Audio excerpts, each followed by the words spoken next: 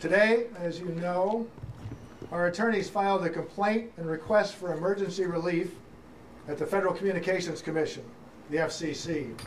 It's aimed at stopping the merger of the broadcast operations of Raycom Media's KHNL and K5 and MCG Capital's KGMB. Copies of the main complaint summary are available at the side table, and if anybody wants the full complaint, 95 pages, give me your email and I'll send it. The Media Council and our supporters are taking this action because this merger is not in the public interest. It will harm our community. Broadcasters are granted licenses to use the public airwaves to serve the public interest. This merger violates the FCC principles of public interest and also the FCC's ownership rules that were designed to protect the public. It also violates provisions of the antitrust law that are designed to promote fair competition and reduce barriers to entry into markets. Ours is a small but diverse and very complicated community.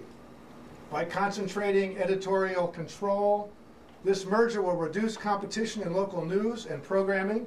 It will reduce diversity of viewpoints, lower the quality of news and other programming. Our island communities require more, not fewer voices.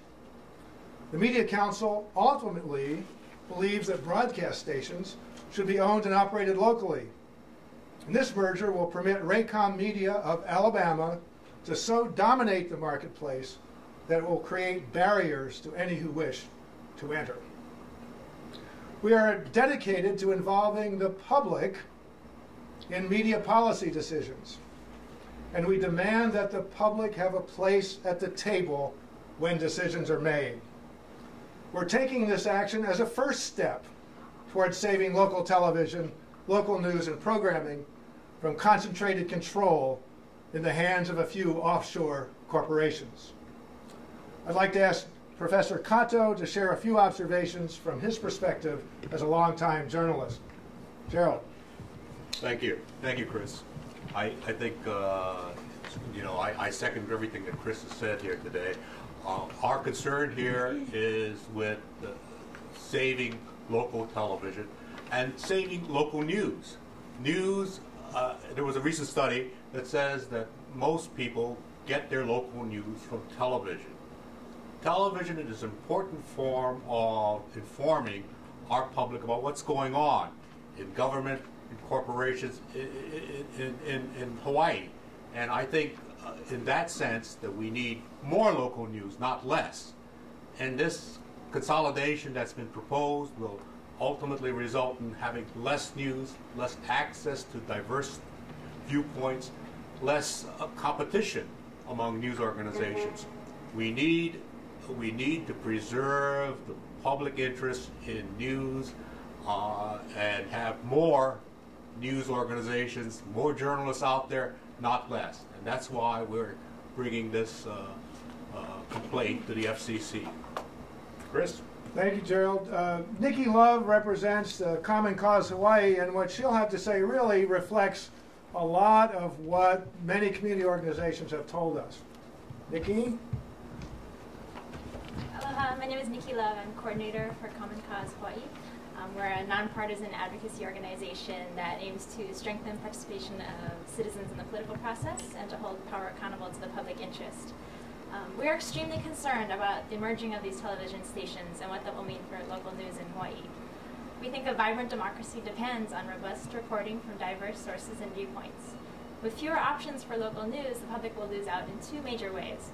First, from the perspective of the newsmakers, such as politicians, community leaders, and citizen activists like us, there will be fewer potential outlets for expression.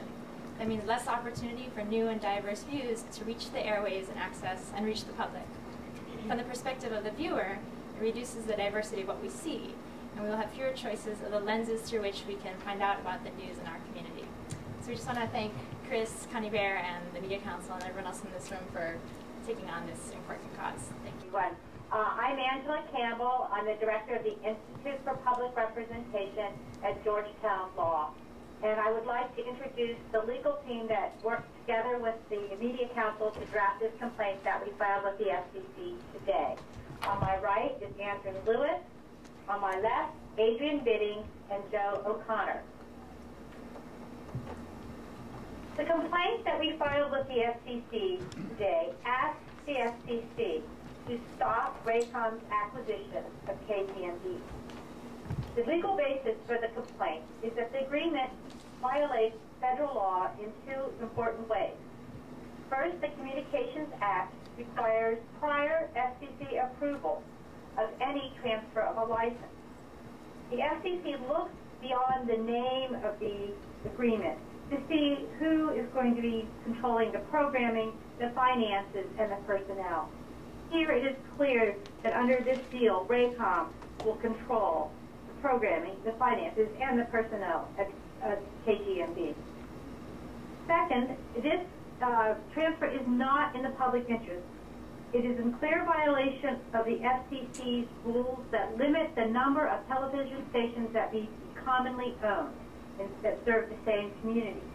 It does not allow one company to own more than two, or does not allow one company to own more than one station that is among the top four in a market.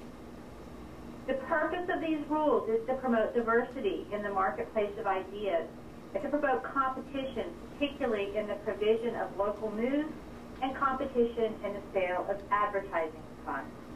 The agreement gives Raycom control over 3 stations, and 2 of which are in the top 4. So it is clearly not in the public interest, and for this reason, we've asked the FCC to prevent it from moving forward.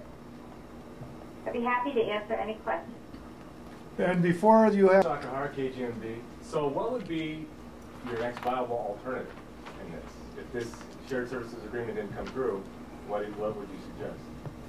What would I suggest? I would suggest that we go back to having independent broadcast operations that have independent licenses, and if they're going to try to merge, they actually follow the rules and not try to get away with a shell game to try to fool people. And then if you have all 4 stations, and obviously with the economy in the current state and the loss of profit, if you will, right now the market is back to where it was in the early 80s. Before there were actually 4 TV stations and 4 local newscasts. So how do you respond to that as far as it's a matter of survival? Well, I respond to it. If it is a matter of survival, then follow the law and make your case. Don't just go ahead and do it and tell us and the public trust us. If you don't do it, I'm saying that if you're going to try to do it, you have to follow the law, you have to follow the procedures, and if it turns out what you're doing is in the public interest, well, fine, but I don't think it is. And I think if you can't do business this way, then you should offer your license up for sale and see if somebody else can. Dan Meisenthal from CAT TV. Can you just describe, you say it's a shell game. What are they doing to get around the rules? What have they done that they think that these things don't apply to them? Angela, why don't you explain how they're really trying to sidestep the rules and how the rules actually prohibit control of a license, not just actual ownership in this situation? Right. As I said, the FCC has to approve in advance any transfer of control of a broadcast license, whether it's direct or indirect. And the way that is done is that the station that is acquiring another station in a market has to file an application before the FCC, and they have to make the case that granting that application would serve the public interest. Now here, the rules, this merger is presumptively contrary to the public interest because it violates the FCC's rules that are designed to promote diversity and competition.